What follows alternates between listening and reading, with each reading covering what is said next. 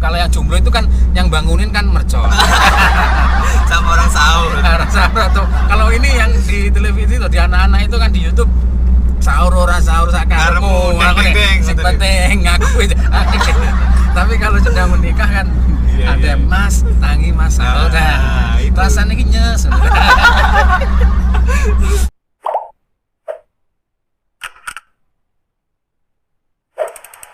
Kali ini saya sudah bersama Gus Nafis, salah satu dosen di IAIN Tulungagung dan juga dosen terfavorit para mahasiswa, khususnya saya sendiri. Saya sendiri juga mengidolakan Gus ini karena di setiap penyampaian di kelas itu menggunakan metode yang cukup fresh, cukup kekinian. Jadi mahasiswa itu tidak bosan, tidak ada namanya yang tidur, ngantuk, tidak ada, semuanya pasti tertawa. Assalamualaikum Gus. Assalamualaikum. Gimana kabarnya? Alhamdulillah sehat Mas. Musim-musim Covid ini kan semua mahasiswa kan diliburkan, bukan libur sih tapi kuliah di rumah gitu, di daring gitu. Kesibukan Gus hari-hari ini apa Gus? Kalau sebagai dosen ataupun PNS sama saja sebenarnya. Ya, termasuk. Apalagi kalau ada jabatan di kampus ya tetap melaksanakan tugas itu.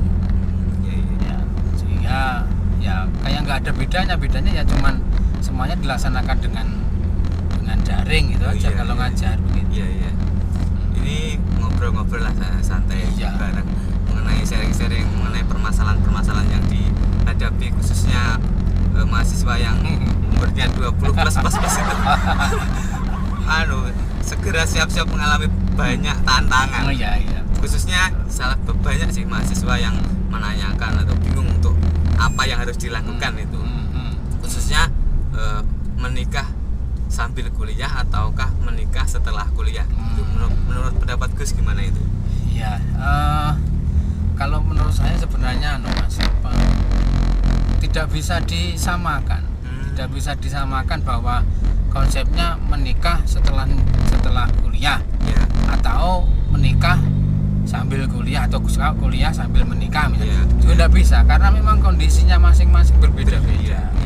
Kondisi mahasiswa, kondisi bagaimana di rumah, kondisi juga bahkan latar belakang pendidikan itu juga ternyata berpengaruh sehingga kalau ditanya apakah atau bagaimana ketika ada mahasiswa kok menikah ketika kuliah menikah ya tidak apa-apa sebenarnya karena tidak masalah banyak ya banyak sekali saya temui di teman-teman itu cuman begini bahwa masing-masing membawa konsekuensi itu aja risiko tanggung jawab lah bahwa ada ya bahasanya ada plus minusnya katanya begitu ada plus minusnya contoh misalnya ketika yang dipilih adalah ketika kuliah terus di tengah-tengah kuliah menikah dan sebagainya itu tantangannya adalah yang harus dihadapi bahwa dia harus membagi waktu untuk kuliah, untuk keluarga,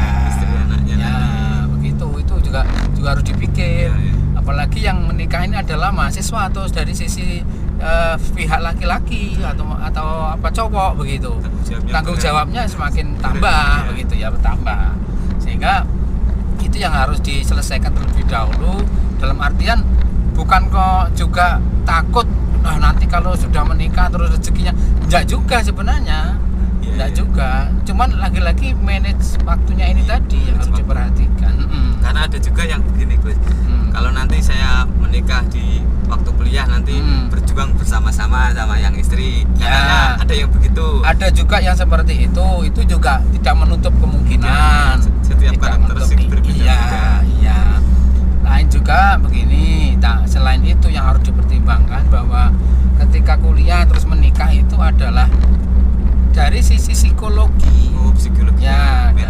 mentalnya itu kan mental dalam tanda kutip seringkali labil gitulah seringkali labil ngambil keputusan yang ceroboh tidak terkontrol dan sebagainya begitu apalagi masing-masing masih umurnya masih cenderung relatif muda sehingga emosinya ini yang harus betul-betul dikontrol itu yang harus diperhatikan bahwa menikah itu ya menurut saya enggak masalah ketika kuliah terus menikah itu enggak apa-apa.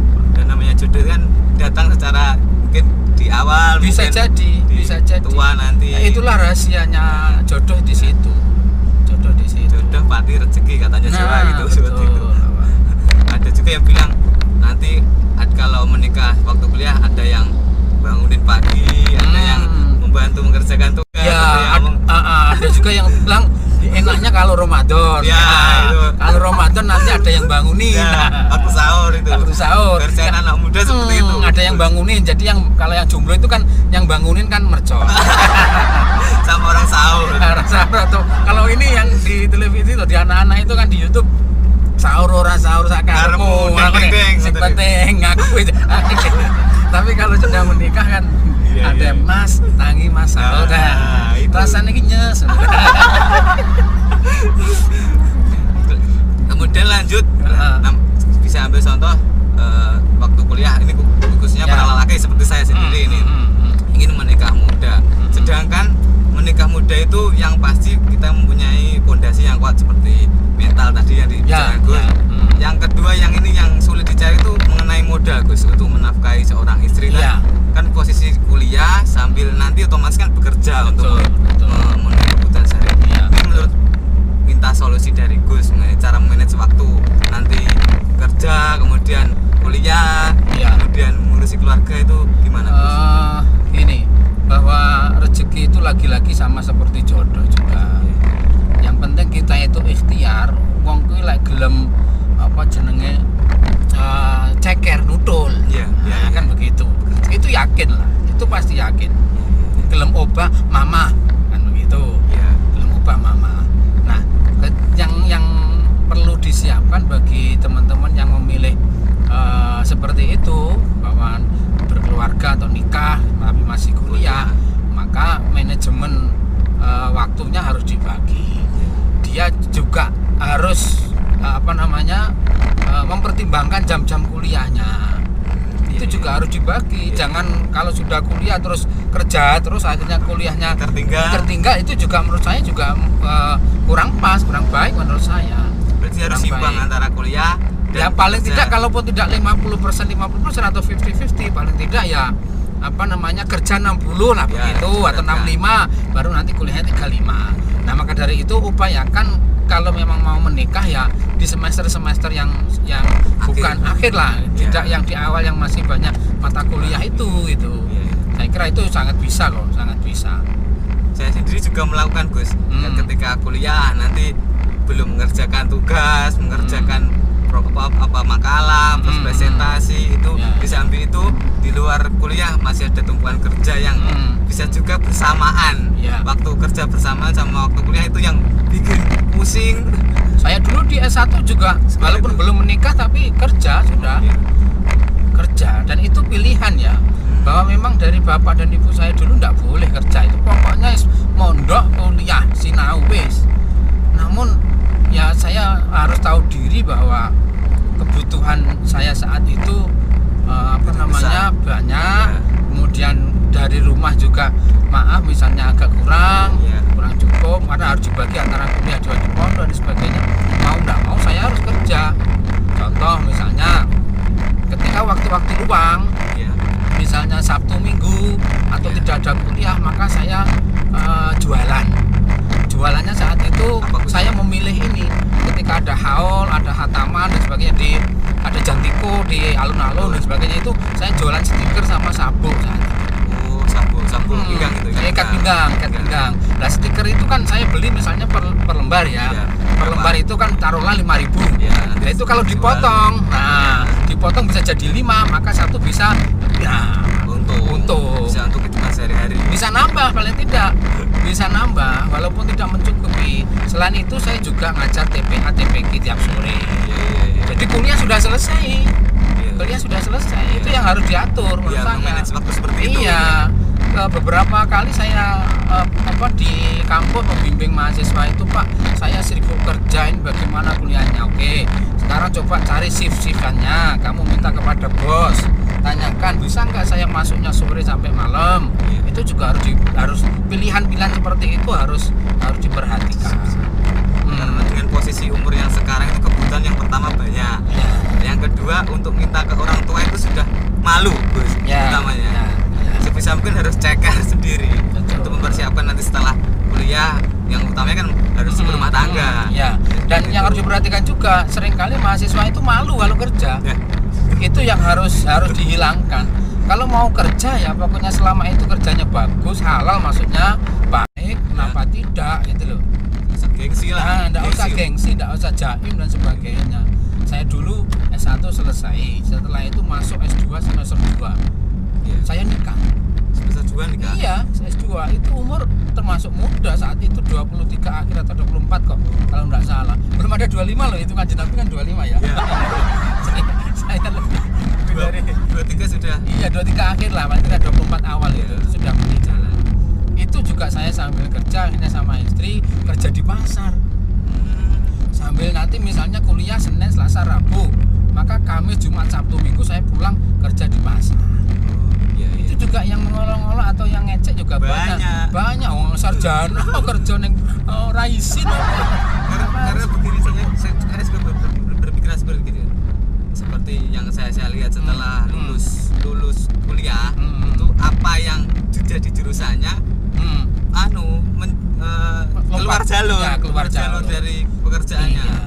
Ya saya kira itu juga menjadi pertimbangan ya, dalam artian begini bahwa tidak harus kita itu sesuai jalur kita, itu tidak harus. Kenapa saya juga ikut dagang, karena memang ada basic dari orang tua, memang dari dulu juga dagang. Kebetulan istri itu juga dari keluarga yang pedagang itu. Nah dari itu semua, alhamdulillah saat itu pengalaman itu luar biasa, membawa berkah banyak sekali saya. Banyak sekali, dari mulai link atau pertemanan para bisnismen banyak sekali di seluruh Indonesia. Bahkan sampai saya itu diajak kemana-mana untuk pelatihan kewirausahaan, mewakili sebuah kabupaten yang harus mewakili di sebuah provinsi tertentu, nginep di hotel gratis, yang ngajari dari dosen-dosen di IPB dan sebagainya. Itu luar biasa pengalaman. Dagangan tadi. Iya, lewat dagang tadi itu. Nah, awalnya punya kios 1, akhirnya punya sampai 3 dan sebagainya. Alhamdulillah pengalamannya. Jadi di pasar itu saya juga belajar ya, juga belajar. Jadi saya membuka diri, itulah yang paling penting menurut saya. Teman-teman harus membuka diri, membuka cara pandang.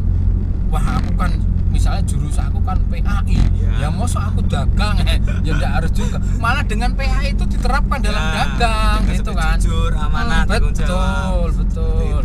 Sampai pernah ya saya itu dulu diundang oleh salah satu bos roti di Jakarta.